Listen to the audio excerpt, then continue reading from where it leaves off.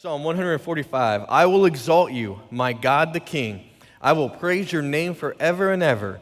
Every day I will praise you and extol your name forever and ever. Great is the Lord and most worthy of praise. His greatness no one can fathom. One generation commends your works to another. They tell of your mighty acts. They speak of the glorious splendor of your majesty, and I will meditate on your wonderful works. They tell of the power of your awesome works, and I will proclaim your great deeds. They celebrate your abundant goodness and joyfully sing of your righteousness.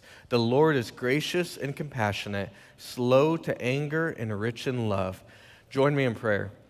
Lord, we know that you are good and you are worthy of being shouted about being worshiped. You're the only one being worshiped, Lord, and I pray that we carry this sense of we have a responsibility, a privilege to go out into the world, out of these walls, and to proclaim your great name. From young to old, Lord, we can proclaim and we can share how the wonderful works and the great things that you are doing. We pray this in your Son's name. Amen. You may be seated. So today's a little bit of a different day. If you came in late or if you're tuning in a little bit later, the reason why you might see some high schoolers, middle schoolers, students in here today is because it is Family Sunday. And it's whenever I say Family Sunday, I don't necessarily mean mom, dad, and kids. This is for our church family to come together and worship the living God as one. Because there is such significance in little kids seeing older generations worship beyond what their parents do at home. There's such significance to that. There is such life to be had.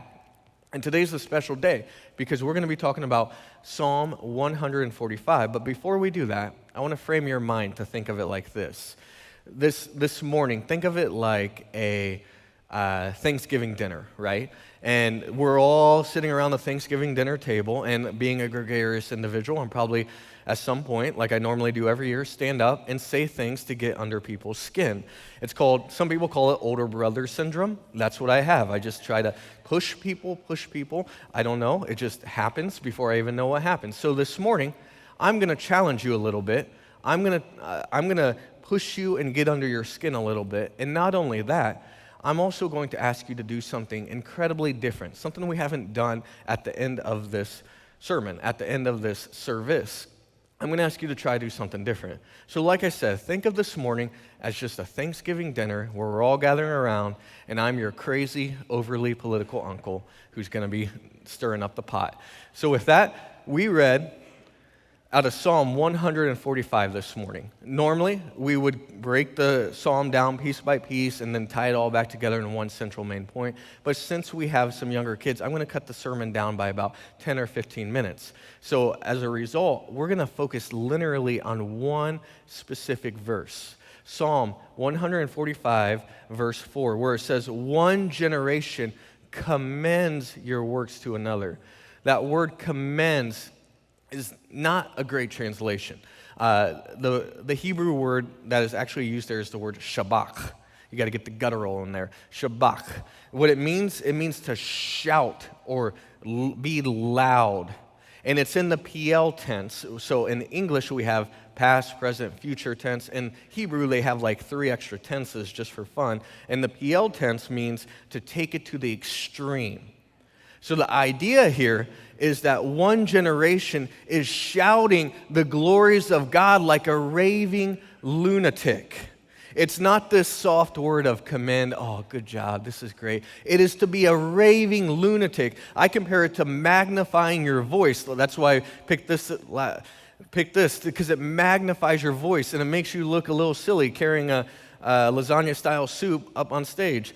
Did you know that the top of the soup is really easy to take a can opener with, but the bottom of the soup is incredibly difficult, and you'll cut yourself, hence why I have it duct taped at the bottom.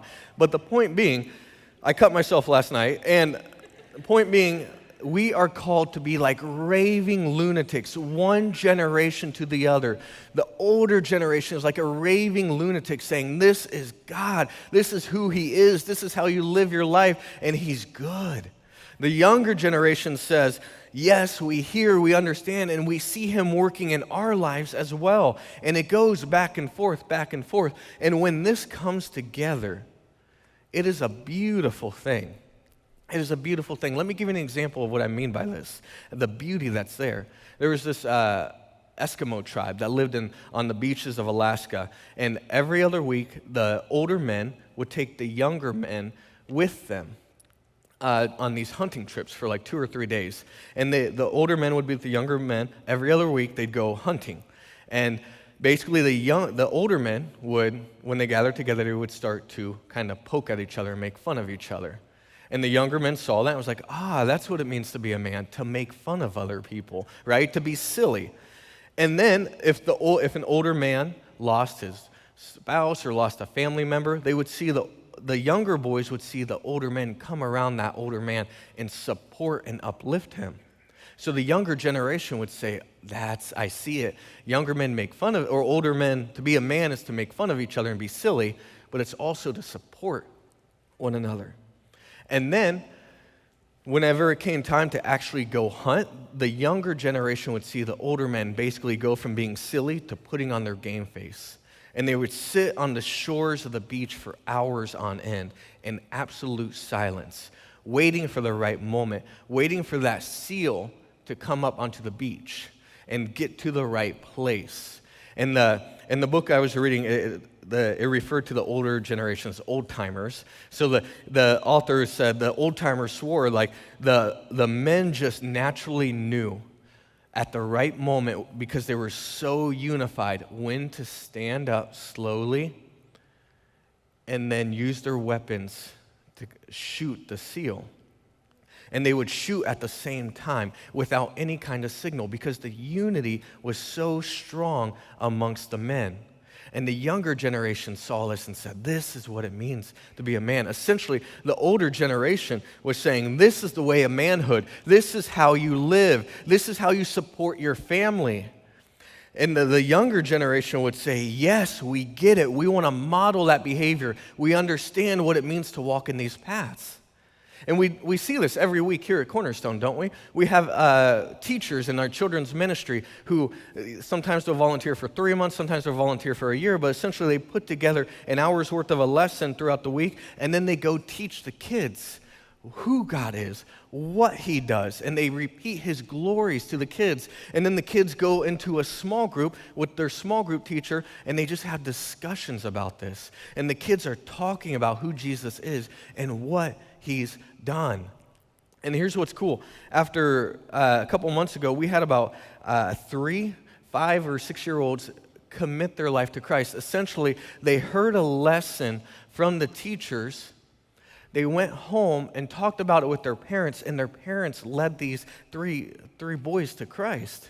And what's cool is the younger generation is essentially hearing the older generation, and they're kind of raving lunatics. Sometimes in children's ministry, it can get a little crazy with those teachers. But they're hearing, we hear you, we see you, and we have decided to love Jesus more than anything else. We have decided to love Jesus with all of our heart, mind, and soul. And do you know what that does for the older generation when they hear the younger generation get it? It invigorates them. When I told the older generation of teachers what these 5-year-olds had done, their eyes teared up. They were so excited. The Lord has been working through them, and we have this resonance going on back and forth, back and forth. It's a beautiful thing when we live out Psalm 145. But for this Eskimo tribe, something happened that kind of disrupted this hundreds and hundreds of years of passing down what it means to be a man. Something disrupted the pathway. I kind of call it a sound barrier appeared. And it stopped the communication between the two. There was a huge problem that happened. It's something very simple, something very small that happened in 1980. Basically, here's what happened. A grocery store came to their town. So that the older men who used to have their place in providing for the community, providing for their family, they lost their role as providers. They lost their voice to communicate because they were seen as excessive, not worth it. Why Why should we listen to you? They lost their place. And for the younger generation, because they lost that connection with the older generation, they would go on these hunting trips. But I got to clarify this. The hunting trips they used to be every other week, but then they started to become once a month, once every 6 months, and then it became this once-a-year ceremonial thing that really didn't mean anything, right? So during this once-a-year ceremonial thing, the younger generation, who hadn't been trained in how to hunt and hadn't been trained in the pathways of manhood, they would show up at this thing, and they would bring things that are inappropriate for younger generations to have, right? But they saw their older men going off the rails because they lost their place in society and behaving in certain ways, and then they were like, oh, that's what it must mean to be a man. So I'm 10 years old, 12 years old, I'm going to bring along this adult beverage, that kind of stuff, right? And then while they were hunting, basically you had to be quiet for several hours, but the older generation said that they couldn't even be quiet for 5 minutes. And as a result, the younger generation was scaring away the seals and keeping them from even coming up onto the shore. And that made the older generation furious. You don't get it, right? And then as soon as a seal was silly enough to come up onto the shore, despite the noise, the older generation would start to get up slowly, right? Just like the old time, just the way they always used to. But the younger generation would stop talking at each other and then all of a sudden see the seal and just pull out their guns and start shooting like crazy. They were entirely missing the point. And what happened was, because of the grocery store, it created a sound barrier where the younger generation was to reverberate and say, yes, we see the way of manhood. Now it became a generation of lost boys who had no idea how to grow up. And it became a generation of lost men who lost their voice and did not have a place to speak anymore, all because of a grocery store. Now, we have certain things in our society, too, that separate the generations, right? As a young adult pastor, I worked with 20-somethings primarily, so we had everything from recent high school graduates to college students to people just starting their careers to people who were married and had kids. And they would have issues, as all normal people do, and sometimes it would get beyond me, but it wasn't enough to send them to a therapist. So I would go find someone who's older at the church to speak into their lives. I was like, hey, can you just meet with them for like 4 to 6 weeks? And when the older generation said, yes, we'll do that, I'll speak with them, amazing things happened. But sometimes I would ask people, and they'd say, yeah, Brandon, I would love to speak with that person, but you just don't get it. The millennials don't get it. It's the yeah, but the millennials, ... right? You fill in the blank. Yeah, but the millennials, all they care about is their phones. They have their faces in the screen constantly. They don't care about anything. They'll say things like, when I was their age, I had a car, a job, kids. These guys don't have anything like that. The millennials just want to buy $10 Starbucks coffee, right? That's all they want to do. I don't want to help these people who don't want to listen to me. And we have to ask ourselves, as the younger generation, is there a level of truth to that? Not to you as an individual. I'm talking about the broader generation. Is that true? Is it true that when the younger generation feels emotionally unstable, instead of reaching out for help, what they do is they shrink back into a little comfort cocoon and they say, okay, I don't like how I'm feeling, so I'm just going to turn on all these screens and distract myself, and these screens will give me happy feelings, so I don't have to deal with what's going on with me.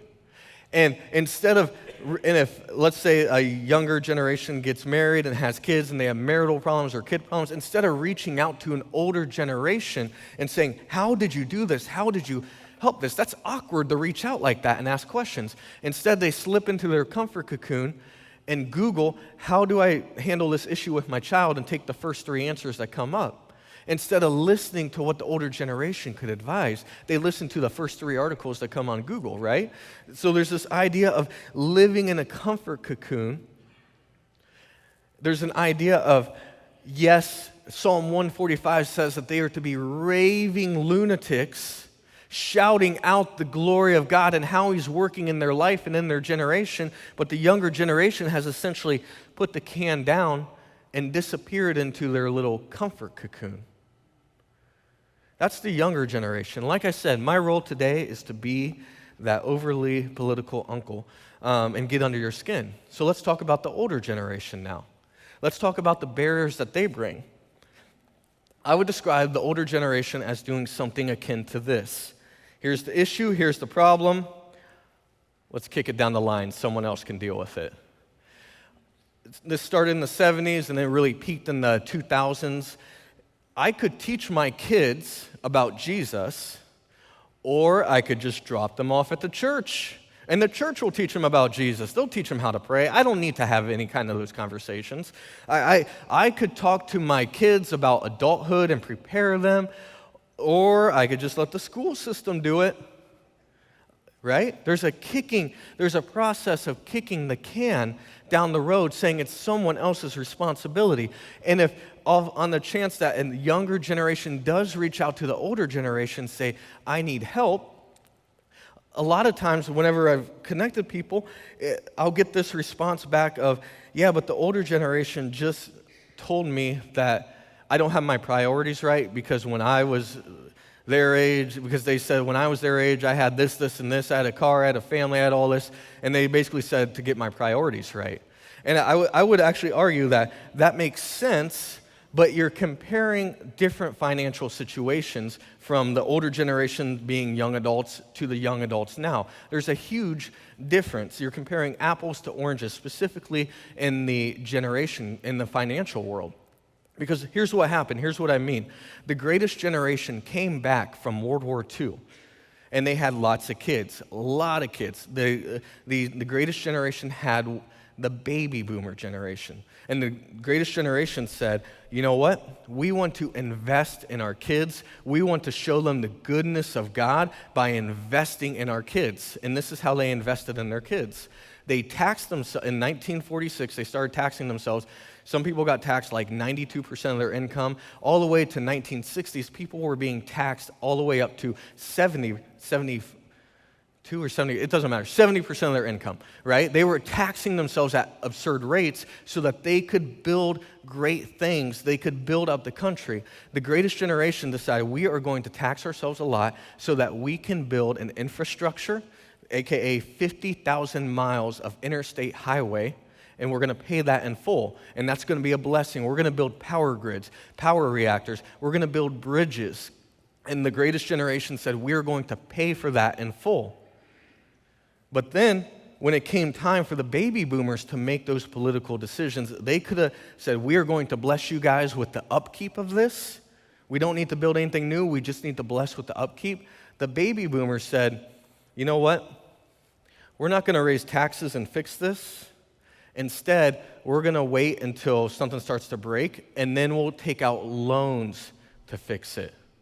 So the loans will be paid off by our children, and such large size of loans were taken out that basically the baby boomers' great-great-grandchildren are going to be paying this off.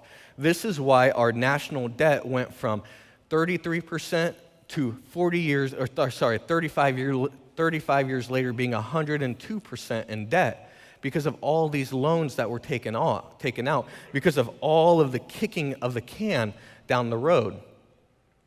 So whenever you compare the financial situation of a young adult today, you can't compare it to it back then because there was an inheritance from the greatest generation, and then there was a siphoning off of money from future generations. That's why it was easy to have so many different things. So there's a lack of comparison there, and that's important to understand because the bottom line illustration is that there is a sense of kicking the can down the road.